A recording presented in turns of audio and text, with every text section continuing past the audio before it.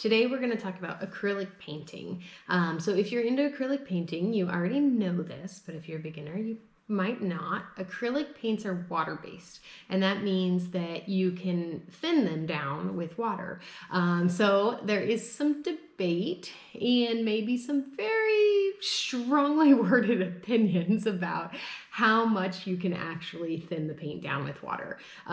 So when I first started painting, I started with acrylics. My best friend was an art major, so she did oil and acrylic painting. And basically she told me acrylic painting's easier, it's easier to clean up, and that's what I'm all about, easy. So I went with acrylic.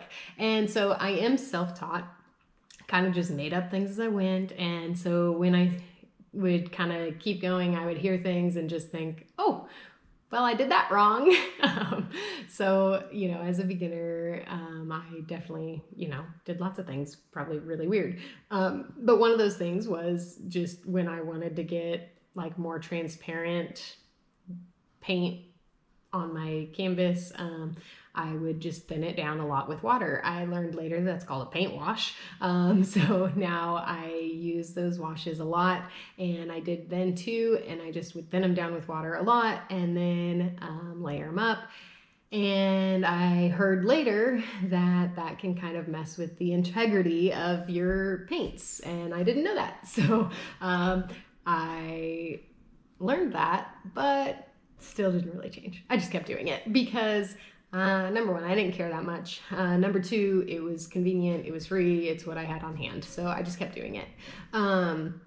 But I decided after a while, I did buy some medium, but even after I bought the medium, I'd still just add a lot of water. It's convenient, it's there, it's water-based. Why not? Okay, so I finally decided to kind of look for the answer to the question of how much water you can actually add to acrylic paint without messing with the integrity of the paint. So I went in and tried to actually find like scientific research, published articles behind this. And I am a physical therapist. Being in healthcare, evidence-based practice is talked about a lot. And so it's kind of ingrained in me. You want to look for the best evidence out there, right? Well, I didn't find any. So I decided to go to Google, and I found a lot of places, forums and such, that basically said like, oh, you can thin your paint down with a 1-to-1 ratio of water to paint. So basically like 50-50 mix, right? I didn't find anything where it linked back to why they're suggesting that, basically, though. That's just kind of the general opinion. You want to do 1-to-1 ratio.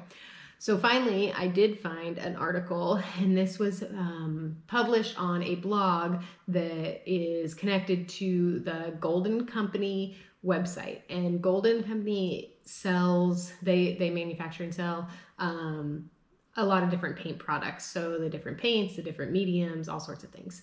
And this article was extremely detailed. The author actually did all of the experiments and posted pictures and the exact like ratios that they used and the different tests that they did on the paints to make sure, that they were maintaining their integrity.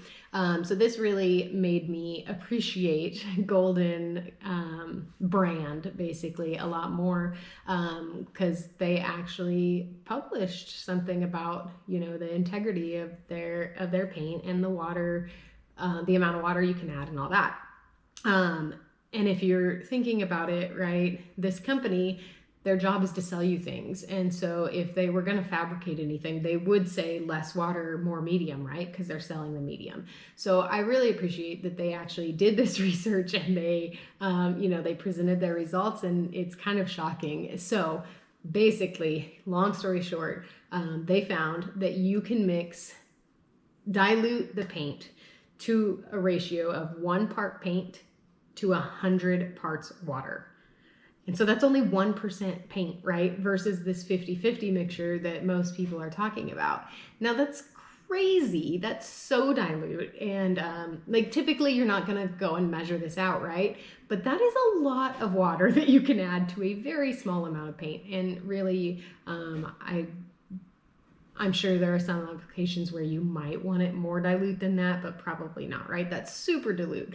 So I'm gonna just do a little demo here. And so I have measured out, this is 100 milliliters of water in my little container here. And I'm gonna add just what is about 1 millimeter of paint into this other container. And so it's kind of hard to actually measure 1 milliliter. So I'm just gonna add about that.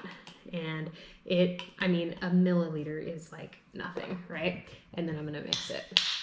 And so I have my paint here, and then I'm just gonna add all of this water to that paint, okay? And then I'm gonna mix it, and I'm just gonna use my brush to mix it because that's what I have handy. And we're gonna kind of get all that paint to spread around in the water. It's technically not dissolving. It's emulsifying, if you want the scientific word. It doesn't really matter. Basically, you want to mix all of that paint in with the water, okay? Oh my goodness, I should have used a different tool for this, but regardless, I'm getting it mixed. It'll take a second here. So here it is. This is 1 part paint to 100 parts water. So you can see, I mean, that's just liquid, right? So now I'm gonna put this on, this is a piece of watercolor paper that I've just taped down to some cardboard, and I'm just going to show you this paint wash basically. So I'm just gonna bring it, so I don't even know if you can see that. It's gold. I did a metallic so that you can hopefully see it a little bit better. But I mean, you can see that is like the lightest wash of paint. There is almost no pigment in that, right? So just try to make a nice even wash there. No puddles. And you can see like it's just a little shiny, a tiny yellow off-white.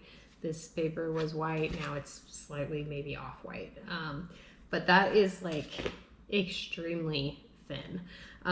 So you can dilute your paint that much and not really worry about the adhesion to the canvas. Now, if you are concerned, they also tested doing just a little bit of medium in with it. So instead of doing just the paint and the medium, right, and using a ton of medium to thin down your paint, you can mix the medium with water. And so you can do like 1 part medium to 10 or 20 parts water, make that mixed up, and then add that to your paint instead of just doing pure water if you're concerned about it, but you don't really have to.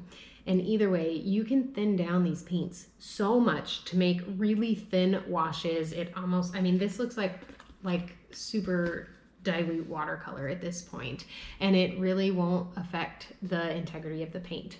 So with that, my next video that I am gonna make, I'm actually going to take this same paper that I just put this super, super light wash of gold on, and I'm gonna turn it into a painting that is kind of like a morning glowing mist with a silhouette of some trees and a deer on it.